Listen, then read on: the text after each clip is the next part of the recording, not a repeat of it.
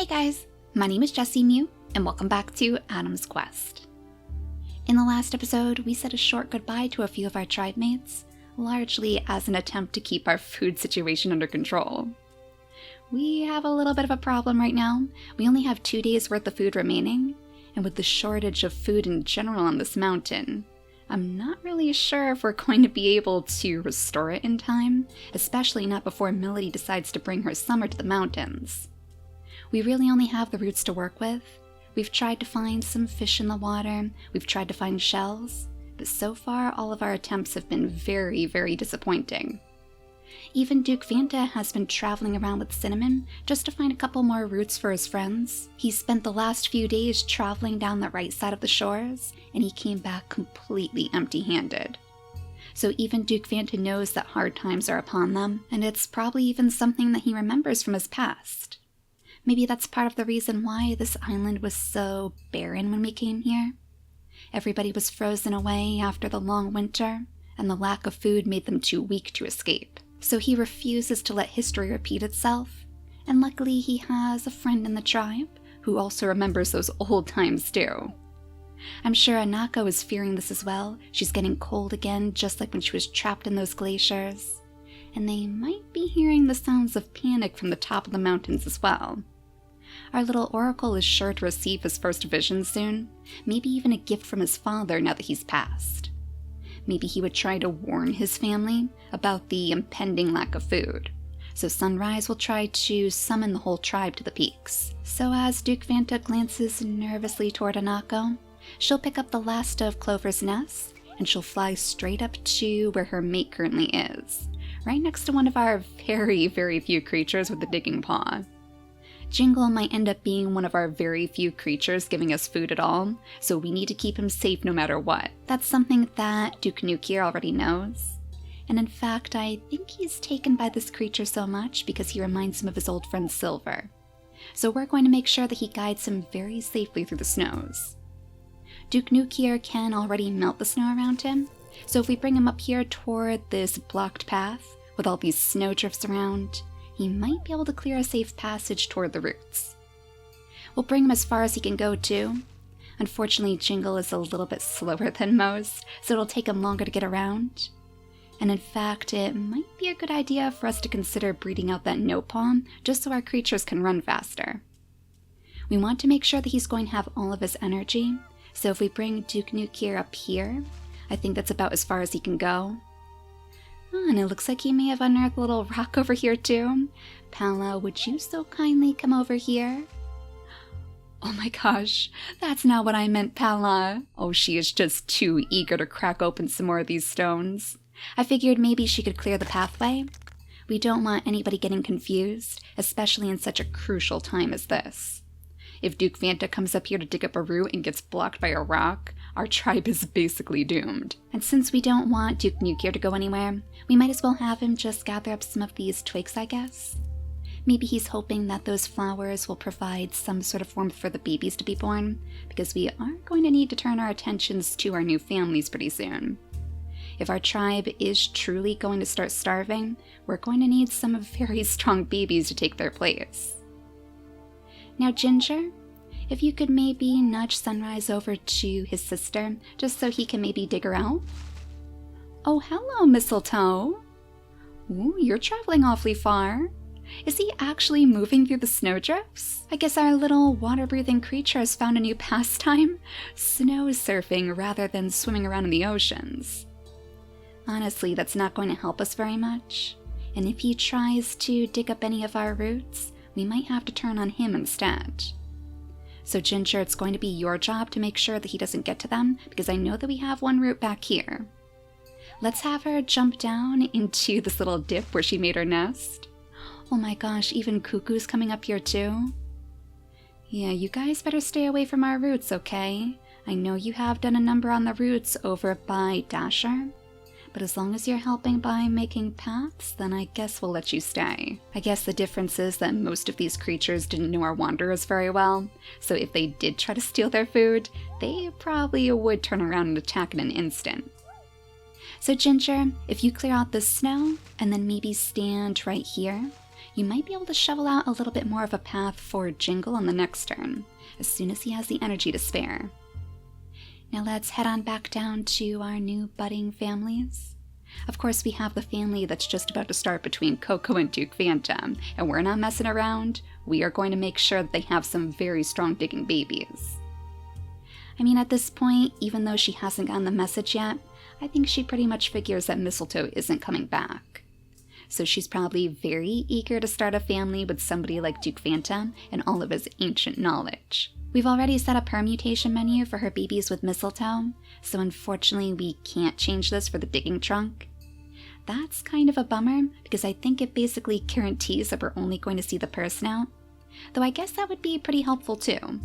If our creatures, again, are going to start starving, we'll need somebody to heal the damage. So as far as Duke Phantom goes, we're going to place that digging paw in his mutation menu for sure. Every single baby born near here needs to have a high digging skill. Duke Phantom is just going to have to train them to take his place. Now as for the second slot, I think we're actually going to place the Megaloceros horns in there. That way we might see some stronger babies between them too. If Coco passes the antennas, then I believe the Megaloceros horns will actually appear. And that'll help us if we run into any Ramfox packs perhaps. So we'll have Coco breed with Duke Phantom, and then I think she's going to have to set up her nest right on the stump. I did think about bringing this entire family toward the peaks first, but I think it's too crucial at this point that we have babies that can actually dig by the time Duke Phantom passes. So we need all of those days for them to grow as we can get, especially with the snow piling up around us too. So I think this would be a good time for Scrooge and Clove to start their family as well. I guess not in her old nursery. It's a little bit snowed in at the moment, and she did pack away all of the nests to begin with. I don't think we have any more waiting around here, so you're going to have to build a new one. Let's have Van Ronu scoot ahead so we can clear out the way for you. That way you can break past and hopefully settle down right next to Scrooge. I guess we could have her sit here, and then we'll have to set up their mutation menus too, but they are going to be full of digging trunks and digging paws. Maybe this is your time to shine, Scrooge. Maybe your baby is going to end up being the savior of the mountains. It probably has him quite curious, hearing Duke Phantom talk about all of this ancient wisdom. In fact, I wonder if Duke Phantom is trying to appease some sort of mountain god. Maybe some long-lost mountain deity who is known for their digging skills. And by placing so many digging genetics into their mutation menu, that's their way of pleading with this entity. I mean, at this point, it's pretty clear that Melody is not pitying them one bit. Melody does seem like a bit of a vengeful sort to me. A vengeful goddess who's really just paying Adam's family their dues. To those she favors, she shows the warmth of the sun. But to those who have scorned her, she seeks to bring them to their knees through starvation. And watching them suffer on this mountain, she knows that they are finally going to learn their lesson. It might change Adam's family's ways for good after this. So as far as Cinnamon goes, I'm thinking that he is probably going to stay on the shores. Since he does have the Barryina claw, it might be in his best interest to return to where we saw the fish before. Maybe he could find some swimming around in the oceans? And speaking of food, let's just make sure that our wanderers haven't stolen our roots in the meantime. Okay, Ginger is keeping a very close watch over them. In fact, I don't see our wanderers anymore, so they may have skittered off even further into the darkness. I guess we'll find out when we skip the day. We'll be able to see where Cuckoo is for sure. He leaves that big ring imprint in the snow thanks to his heat body. So you keep scooting along this way, very valiantly searching for that one last morsel to keep his family alive. It's probably especially important to him now that he sees his own daughter starting her family too. So are there any more roots out here? Oh, there is one over here. Oh, Duke Phantom, you are going to have to grab that so fast. The only problem is we don't really want him getting far away from his tribe mates. If he doesn't have two creatures around him, he's going to risk freezing, and then he won't have enough energy to actually get to the roots. I suppose we could bring him over to one of the hot springs? Maybe that would help? Coco's going to get a little bit cold on her own, but I don't think she has any choice. So let's set you up in this hot spring right here, and then hopefully you'll be able to scoop up all of those delicious roots around you, because that would be 5 pieces of food each. Maybe we could even have Cinnamon help dig that out, kind of like for old time's sake. They weren't able to find any roots over on the other side of the island, but at least they've tracked down some food together out here. So I think we're officially ready to skip this day. All of our digging creatures are kept nice and toasty warm, so they'll have plenty of energy to spare. But that's not going to matter if they can't get to the roots in time. So let's go straight to our new babies about to be born. I mean, honestly, if we see a baby in the nest with both the digging trunk and the digging paws, they are, without a doubt, the deity of the mountains? Oh my gosh, did it actually happen? Oh, a baby with both the digging paws and the digging trunk too. Are you serious? A 7 in digging? Oh my gosh, that is exactly what I was hoping for. Alright, little Kirta. I think you might just be our tribe's newest deity. An ancient deity, in fact. Reborn in our tribe to help combat Melody in her vengeful ways. So I guess all of your wishing and hoping paid off after all, Scrooge? Now you can proudly say that your baby is the reincarnation of the gods themselves. I just hope that his father's selfish ways isn't going to rub off on him in any way. I don't know, do you think he would be like the god of abundance maybe? Since he is going to be able to collect so much food at once? Aside from just the regular old god of the mountain, maybe it would be a little bit more connected to the food aspect. But we'll figure that all out in the future once he grows his first gems, and once Duke Fanta can help guide him to the extra roots. And as for his baby, I mean, she's not one to be looked over either. It's unfortunate that she doesn't have a single digging paw, but at least she does have that purse now, and she is carrying the digging trunk in her inactive traits, so perhaps she could start a little family with Kirta in the future. They are actually compatible, so I guess that would work. Oh my gosh, and he has the home island gene? Oh, we have to keep this baby safe, and I'm sure that's exactly what Van Ronu is thinking right now, as he takes on his final gem, tucking that last bluebird feather behind his ear. He knows that this baby is going to save them all someday. So let's go ahead and name the newest healer before we go any further. Kirta might be keeping his name, but we need to find a good one for you. Maybe Evergreen would be a good name for her. Those beautiful green eyes of hers really stand out against the darkness of her fur. It almost reminds me of a tree, I guess. Especially with those spikes on her back, too. It's a little bit unfortunate that she inherited the spiky body. It's not really going to help her once the winter chill really winds up. But as long as she sticks close to her tribe mates, she might be able to survive yet. And for that matter, she'll be able to purr for them too, so even if we do take starving damage, at least we can heal that off of our tribe mates. Now I'm starting to wonder if maybe Van Ronu would start assigning some more strict roles to his tribe. We only have 1 day's worth of food remaining, so we need to decide who's going to get the food first, and who might have to skip out on a meal to ensure that our babies will be safe. Naturally, Van Ronu is the leader, so he's always set at an alpha rank, but I wouldn't be surprised if somewhere down the line, maybe after he has some kids of his own, he might pass himself over to an Omega rank just to keep them safe too. I feel like Clove would be pretty likely to give up her food as well, so we're going to change her over to the rank of an Omega. Scrooge, however, he has not given up his food for anything, so he's going to stay as a Beta. The babies too will keep their Beta ranks, but we'll raise them as need be. Or actually, maybe we should change Kirta over to an Alpha too. I mean, if he is meant to be a god reborn, he probably deserves that special treatment as well. Cinnamon is definitely going to change himself over to an Omega. There's no way that he would eat before his family does. And I can definitely see Dasher being the type to change himself over to an Omega too. He would also want to give up his food. Oh, he was set in an Alpha, wasn't he? That's right, he's the one who helped us technically banish the Wanderers. And they're still not up here stealing our food, right?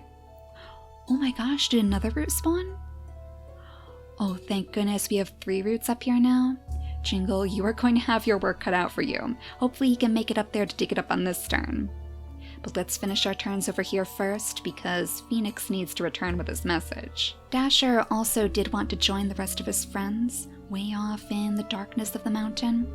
So I think he's going to open up the pathway here and just settle down inside the hot springs, giving Phoenix a chance to return to his family too. He doesn't want to slow down the child anymore just because he's feeling cold, and he can probably tell how important Phoenix is to their future. So with that in mind, let's see if we can set him up in an opportune place to light up the way to more roots. We do have this one last root over here, but I'm not sure if Duke Fanta is going to be able to get there in time. We can definitely have him dig up this root though. At least that root will feed the babies, and since he and Cinnamon are on opposite ends of the shore anyway, I think we're just going to have him dig this out himself. Come on over here, pick up this root, and then maybe we could have Phoenix settle down beside you. I guess we could have Cinnamon try to stomp his way through the snow. Oh, but he's going to come just a little bit too short. Oh, what a bummer. Is there anybody else who could come over here and keep you warm? Coco's probably too cold, and she has the baby to watch after anyways. In fact, we better make sure that our mothers all huddle together. Maybe now would be a good time for Coco to purr for everybody here. Just in case things take a serious turn for the worst, at least she knows that all of the babies have that healing magic on them. Could we maybe have Scrooge go over to keep him warm? I guess if Cinnamon clears out this patch, we might be able to have him huddle between them. Yes, perfect, Scrooge. Come on over here to tell Duke Fanta the good news, perhaps. Let's have him clear out a little bit of the snow here, too. Really? We're gonna do surprise rocks in Adam's quest now, too? See, this is why Pala's job is so important. Breaking rocks is one very serious task. But now that Duke Fanta knows about Kirnuta's arrival, we're going to have to make sure that we can find some roots for him to dig up too. So nothing new has spawned on this side of the mountain, right? And we're not even going to bother going down the right side of the shore. We already know that this is completely barren. So I think our only choice is going to be to bring this entire family straight up to the peaks. And from there, I want to start veering them off toward the Whale Island ports. I'm not sure if we're going to have to escape on here. I mean, if a balance bear spawns or a walrus deer, if we can find enough food to keep us alive, then we'll be fine. But I do want to make sure that our tribe is near enough to those ports that if things go really bad, we'll be able to ship them off straight away, put all of our most valuable creatures on these ports, and send them packing. Maybe that's even what Sunrise is seeing in his visions. The strange living island that could very well be their only salvation. So while Clove stays here to tidy up the nests, maybe we should have her pick up all of these. She'll have to build another nursery after all, way up in the peaks, so she'll need plenty of material. We'll have Van Ronu start making his way up the mountain too. I guess we could bring him into the hot springs, and then we'll have him sniff around, just to see if he can sense any more roots. Nope, it doesn't look like there's anything in the path leading up, but I suppose that's because all of our other digging paws have already grabbed them. So go ahead and clear out the pathway for us, and then we'll start leading your family straight up the side of the mountain as soon as they have enough energy. Now as for everybody up here, I believe we still have to set up their ranks too. And since Dancer's right in the front, we'll start with her. I can see her being another creature who would give up her food for someone else, so she'll be an Omega of the tribe. And Tanako too. Her food would probably go straight to Phoenix. Now, Jingle isn't changing anytime soon because he's far too valuable with that digging paw. And in fact, I'm sure he'd be a little bit shocked to hear that his friend is giving up her food so easily. So that might be a story for the future. But Duke Nukier has me a little torn. He has the heat body, so by default, I feel like we should keep him fed. But personality-wise, he would want to see the tribe healthy first. So I think, as much as it pains me to do this, we're going to change him over to an Omega too. And we'll see how long he can last carving out these pathways, but at least we know that his son is going to be able to take his place. If he does end up passing away early, Phoenix can swoop right in and take over. And the last creature over here that I want to change would be Ginger, because she would also want to make sure that her babies are fed. So let's see if we can lead Jingle over to those roots, as close as we can possibly get. And in fact, Ginger, if you clear out the snow right here, you might be able to keep the pathway to the next route clear too. I guess we'll have to move the baby's head of the way. Maybe we could have Pala open up this pathway. We could have Sunrise do the same. And then we better have him hop on top of his stump so he can really get a clear message from the ancestors. Anything to help them out in this trying time. So how far can we bring Jingle? Oh, straight up to where the roots are, but we can't actually pick them up? I mean, at least if he settles down right here, he'll be able to scoop up every last root on the next turn. But we'll have to have somebody else settle next to him too, because he's not going to be quite warm enough here. I guess that should probably be you, Anako. Can you flutter your way straight over to his side? There we go, straight into that nest too. Oh, Clove is going to be shocked to see this place. Imagine her finding this nursery in such a state, the nest in such disarray. At least it'll keep her busy though. A little task to soothe her mind while everything crumbles around her. I guess all we can really do with you guys is keep clearing out the snow too. We'll clear out these roots. We'll make sure that everybody has a wide path around them to work with. And as for Pala, I wonder if she would notice poor Tancer on the cliffs. She must be absolutely freezing here all on her own. So maybe you could call her up toward your family. That way she can be nice and toasty warm right next to your brother. Now we'll definitely want Duke Nukier to make his way up here too. Actually, if we settle him down right here, he could just clear out the snow right around the roots themselves. Yet there are so many more roots out here. Look at all of these just lighting up the land. That's what I figured. Since we haven't really explored this side of the mountain too much, we should have plenty of food to gather as we make our way toward the Whale Island ports. Maybe we can survive this after all. The next turn is going to be so painful though. I don't think there's any way that we're going to be able to gather enough food to feed everybody, so this is where those strict rules are really going to come into play. I guess we might as well skip the turn right there. There's not really much for Duke Nukier to do. So the last moments of peace are upon us.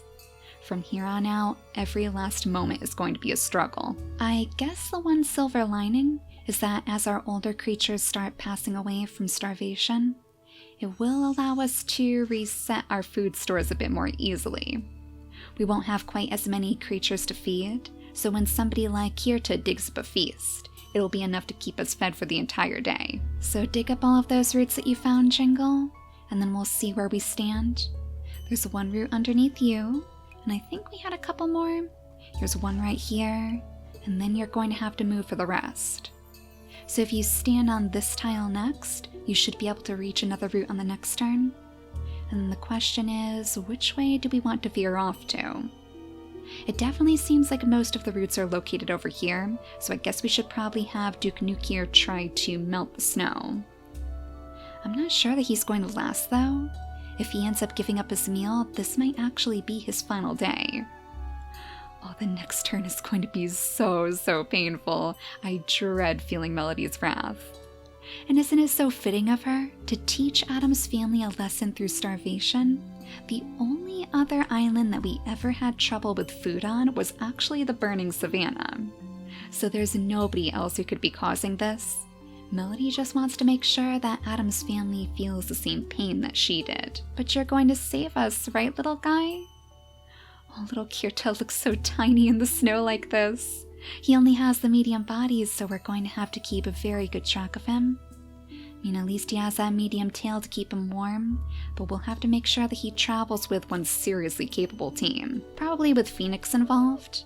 Since he'll be able to melt all the snow around him, he's going to be super important too. Maybe he'll even receive Kirta's blessings himself and grow a family of winged digging trunks. So it might be a trying time, but I think we can survive this. Adam's family is still safe, and we still do have the home island gene. So as long as we keep that strong, we can't possibly fail, and we always have Whale Island as our backup. This is going to be our failsafe, as long as everybody can make it over there in time. So say a little prayer for our tribe as we head into the next episode, and the starvation finally begins to settle in. But for now, thank you all so much for watching, and I'll see you all next time. Bye guys!